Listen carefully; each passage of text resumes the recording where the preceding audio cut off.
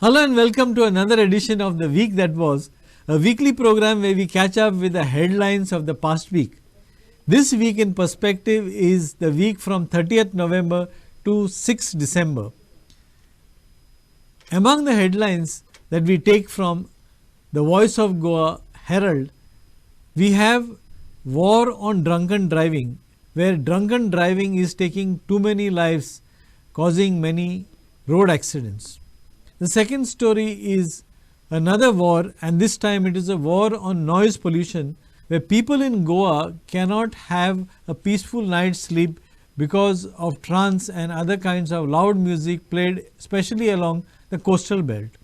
And the third story is regard to the Panjim police station attack case.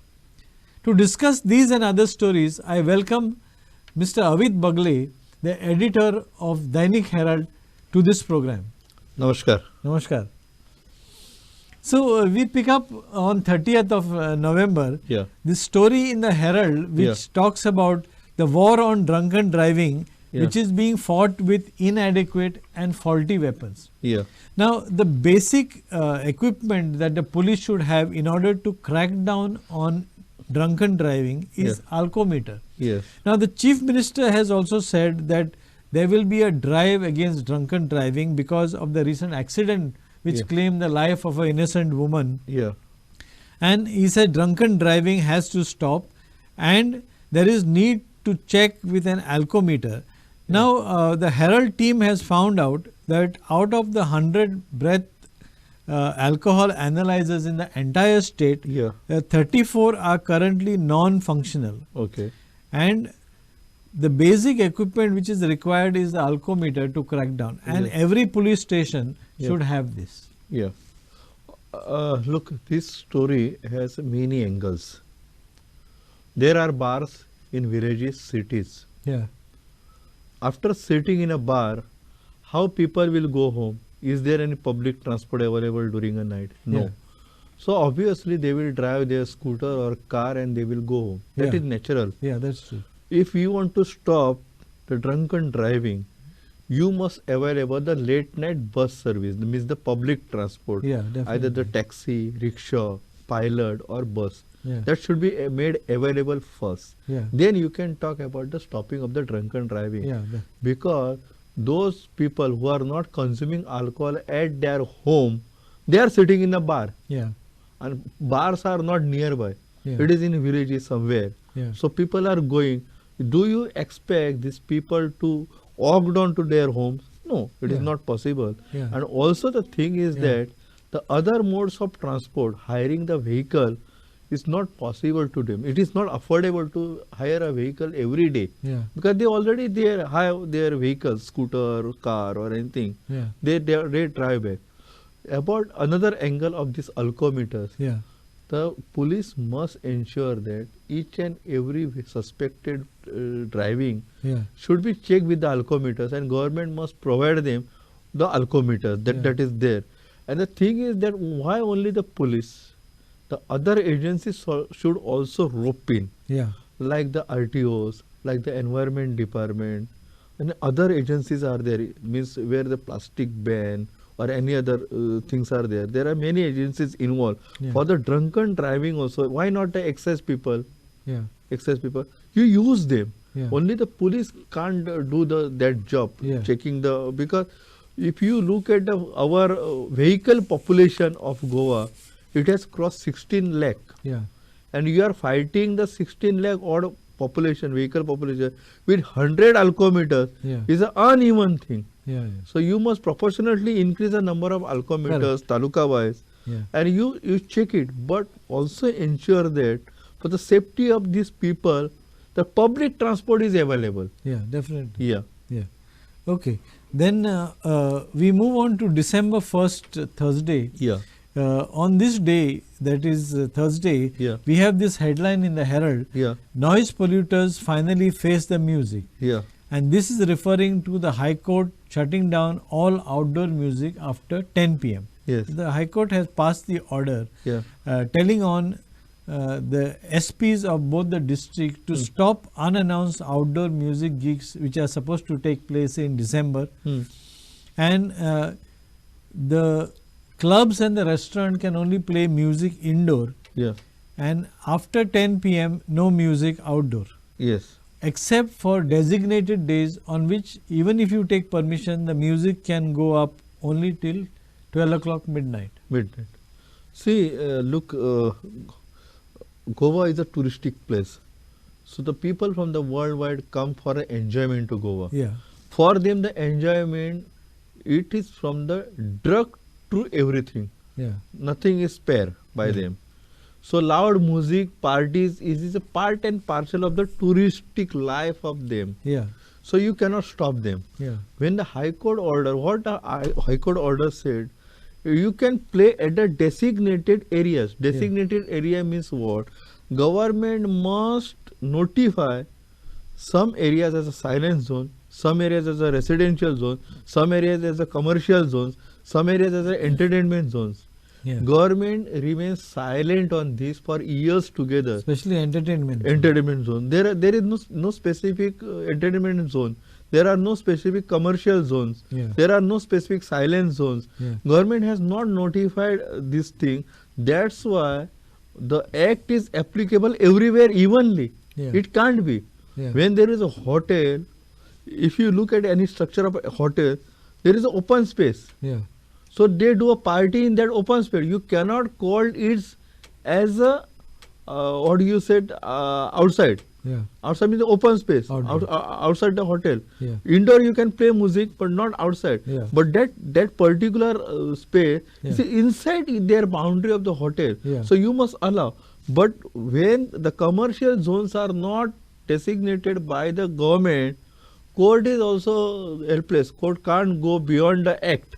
Yeah. Because government has to do their own duty first. They have to notify which is the silent zone, which is a commercial zone, which is a entertainment zone, or which is a residential zone. Yeah. And our coast belt, no, it is crowded. Yeah. Crowded by the local population plus the floating population. It's very difficult to demarcate also. Yeah. But demarcation should be done to ensure that the peaceful nights people will get, and also the tourists will get the enjoyment. Yeah. There is a thin line in between, Yeah. but the demarcation should be done first, then only you can do the other things. But also you have to consider that many hotels themselves are located in residential zones. Yes. So I feel that it is the mistake of the authorities in giving permission to operate first of hotels. all. Yes, that is true. Yeah.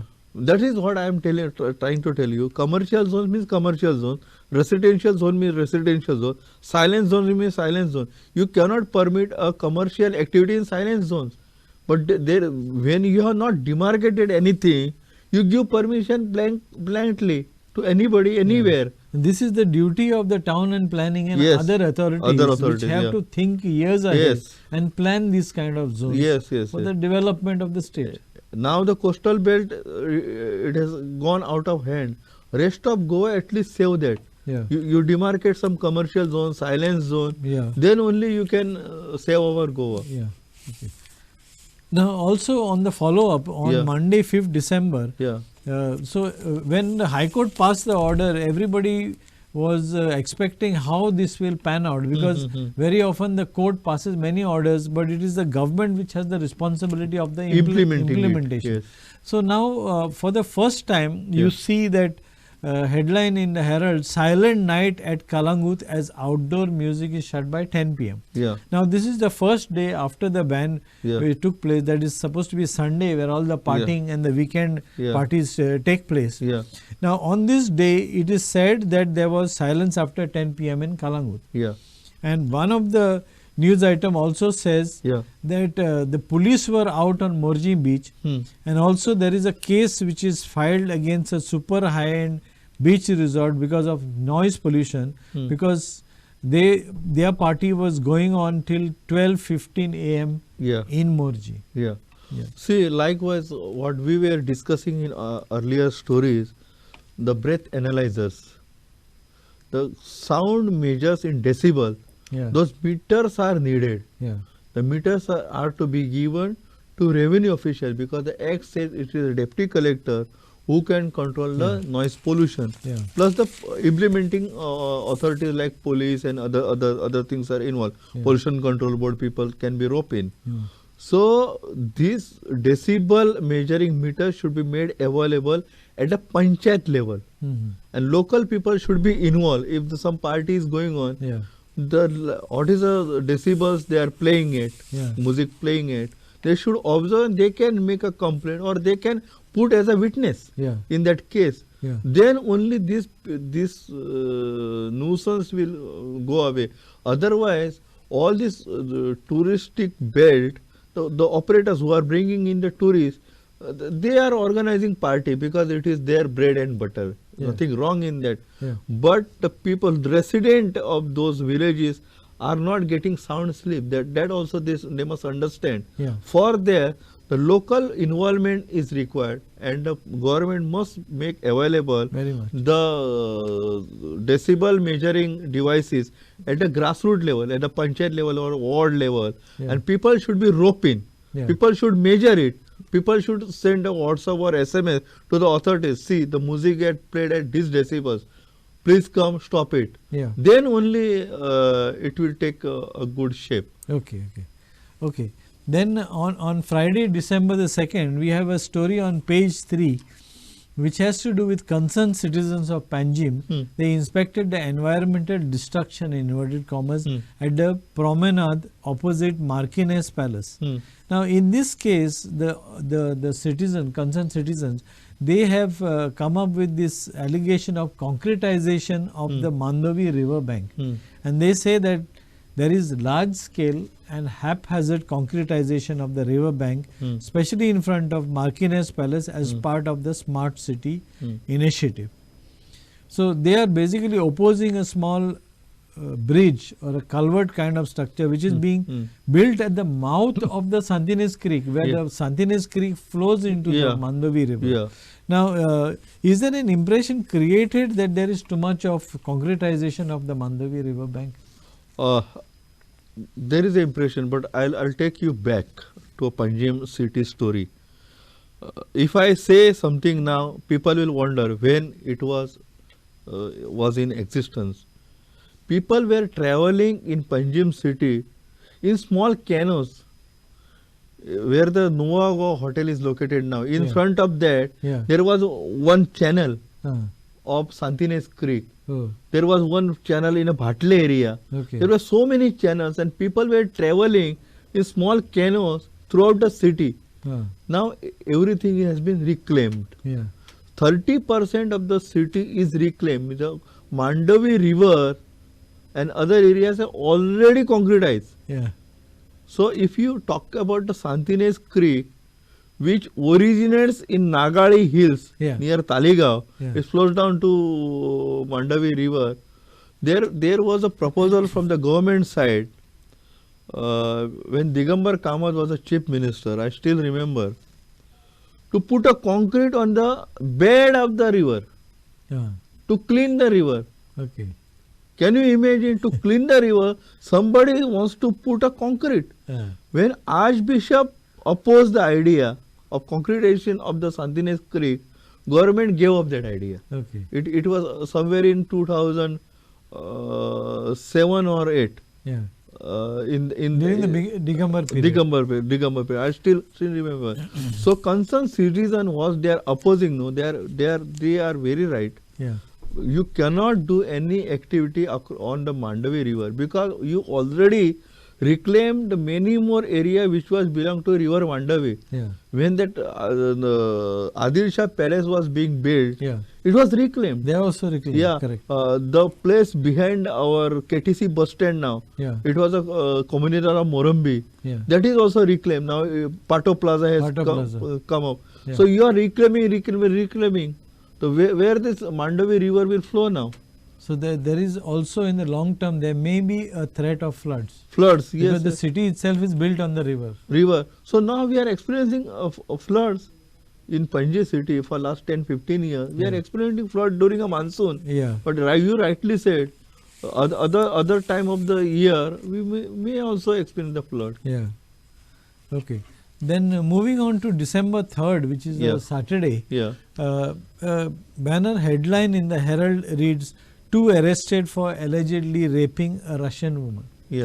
Now, here this is this Russian national had landed in Goa just 2 days back, and after that her friends had gone out, and she managed to leave the door open, and she was sleeping on the bed when 2 boys from the hotel, both are from Nepal, and both are very young age, 23 years, 22 years, and these are working as a room boy in a hotel. They raped this Russian woman.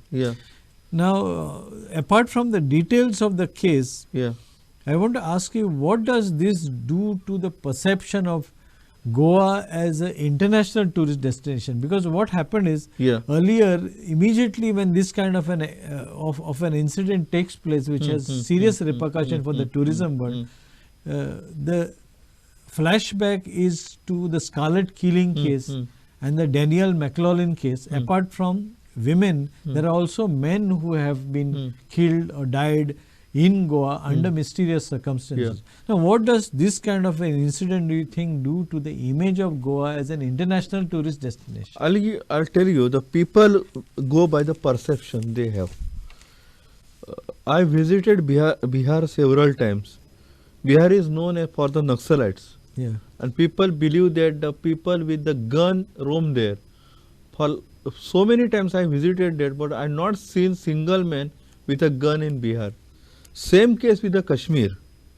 Kashmir, the people think that terrorists are there, but you can't find a single terrorist. Likewise, Goa has some image, and Goa has built that image over the years. If you see, I'll give you one more example. If you remember, there was a blast in Mumbai some few years back, and Goa University was having tie-up with the Japanese students. In that particular year, the Japanese university declined to send their students to Goa because Goa is not safe. For you and me, Mumbai is a separate entity, 550 kilometers away. But for Japan, Mumbai and Goa is one and the same. So the person who is traveling from UK, Russia, US, Australia or Canada to Goa, one rape case, they take it very serious. They say that the humans in Goa are not safe, especially the tourists are not safe, because so many other things have happened in the past. The track record is there, and Chief Minister is rightly on record. He says that these crimes are committed by outsiders. They come here, commit a crime, and they go.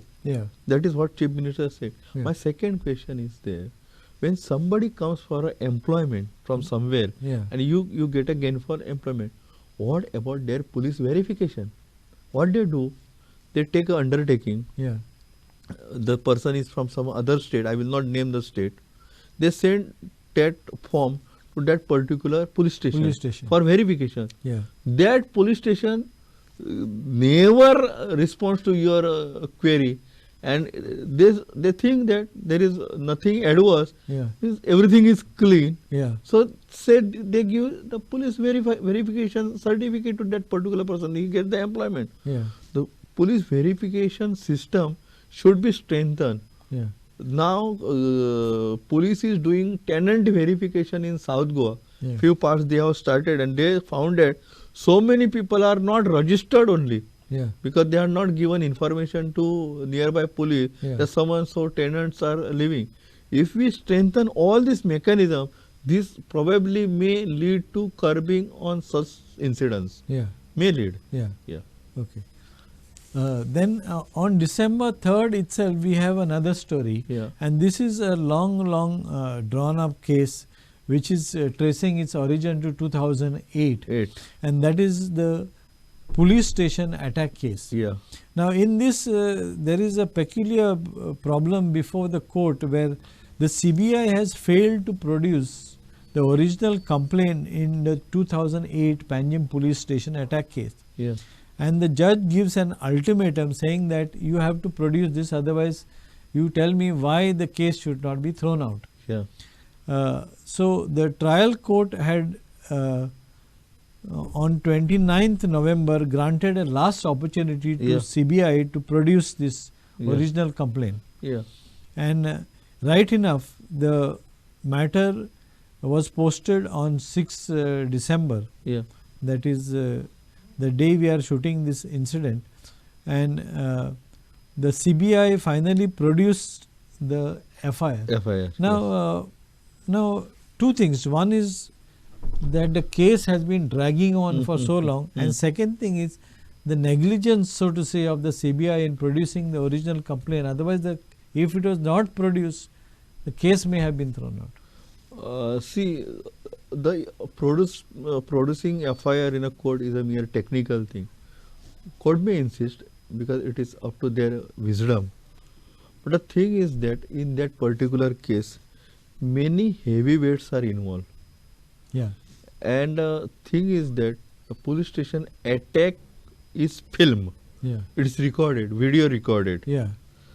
So everybody in Goa know who are the accused. Yeah. In that particular attack. Yeah. Who are behind the scene. Yeah. Everything is a talk of the town. Yeah. It happened in 2008. Yeah.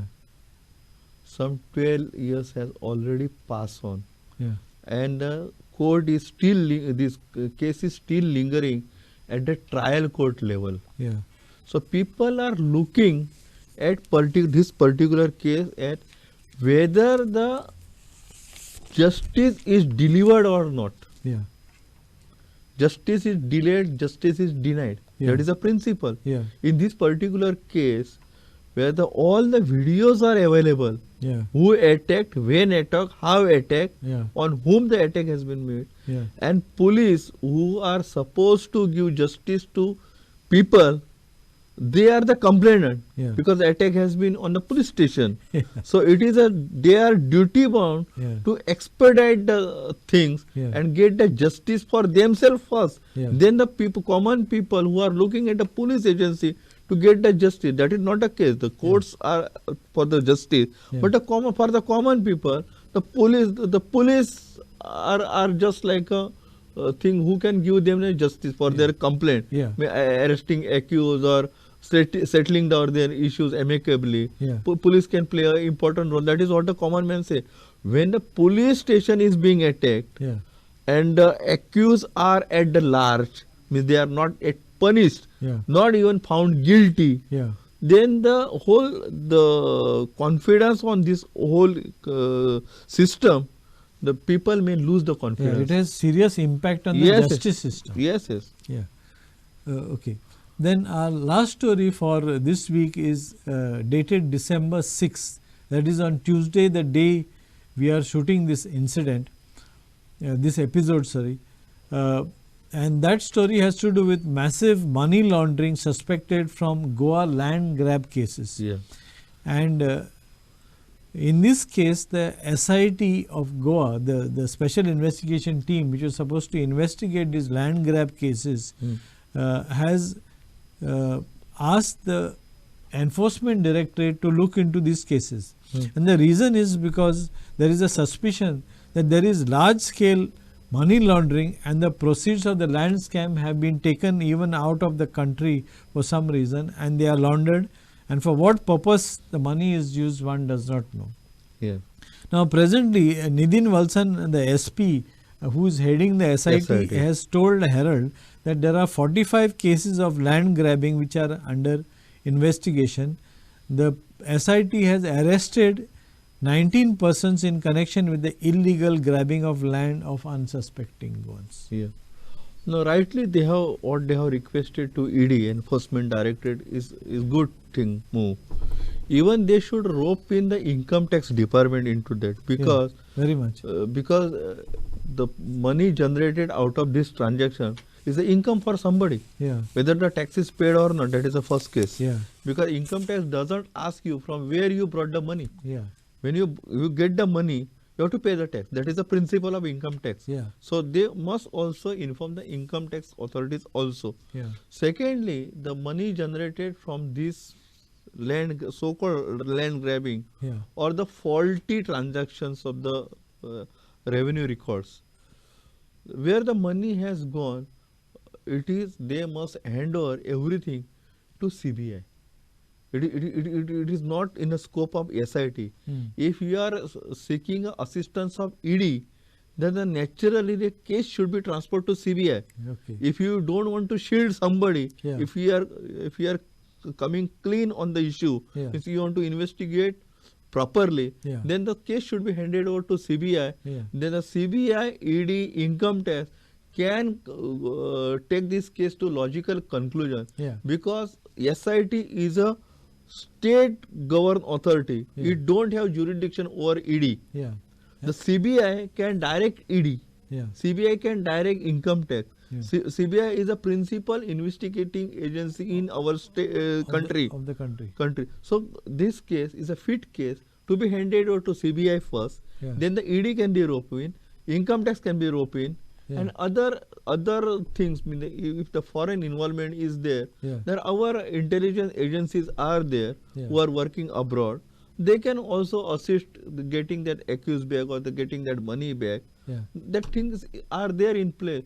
So first you have to hand over this case to CBI. CBI. If you are saying money laundering has taken place and the ED should assist you, then hand So over this very- case to CBI. Yeah, very, very important point you have Yeah. made. So that is all the time we have for Yeah. the headlines of the past week. We hope that you enjoyed this program and the news and analysis that has occurred during this last 30 minutes. I thank my guest, Mr. Avit Bagle, the editor of Dainik Herald, for being with us and for analyzing the news for us. Thank you. Keep watching Herald TV.